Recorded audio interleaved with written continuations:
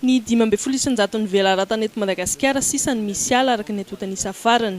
Mbola mitoy ny fahasimban'ny tontolo iainana ankehitriny. 4,300 hektara isan'ny taona no simba vokatry ny dorotanety sy ny tavy ary ny fitrandrahana ny atiala. Vokany, tsy mety milatsaka ny orana amin'ny faritra maro eto Madagasikara.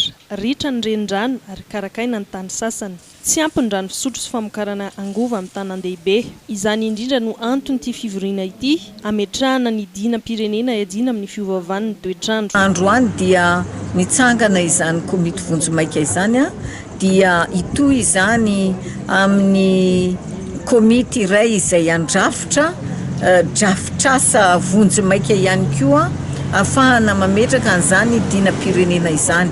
Atomboka eny anivon'ny commune izy zany mba afahana mijery aiza ny commune izay azo alain-tahaka afaka ampina eo amin'izany fiarovana ny fikapana ny ala, ny doro ala na ny doro tanety maro samihafa izay mandripaka ny aretintsika ary koa managezana ny tany izay miteraka hafanana miezinezina eto amintsika izany izao hitantsika zao fa dia na ny orana ratsy ampy. Mitaky fambolekazo 4 hektara isan-taona ny hafanarenana ny faharavana amin'izao fotoana izao. Eo ihany koa ny filana maika amin'ny fampiasana ny angovo azo avaozana.